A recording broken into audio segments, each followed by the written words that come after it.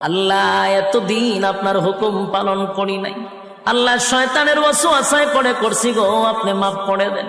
চোখের পানিগুলো ছেড়ে দিয়া যদি আল্লাহর দরবারে আপনি দরখাস্ত করেন, আমার আল্লাহ বলেন বান্দারে যৌবনকালে যদি একবার ডাক দেস, আমি ৭০ বার বান্দা তোর ডাকে জবাব দিই।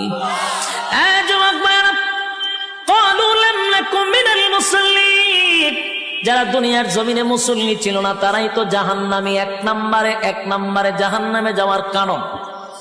আল্লাহর নবী বলেন উম্মতেরারে হাশরের মাঠে যদি হিসাব হয়, আউয়ালু মা ইউহাসাবু বিহিল আবদু ইয়াউমাল কিয়ামাতিস সালাহ, কিয়ামতের ময়দানে সর্বপ্রথম হিসাবটা হবে নামাজে। বলুন কিসের? ১ নম্বর হিসাব হবে নামাজ। অথচ আমাদের সমাজের মানুষ নামাজটাকে বড় অবহেলা করে।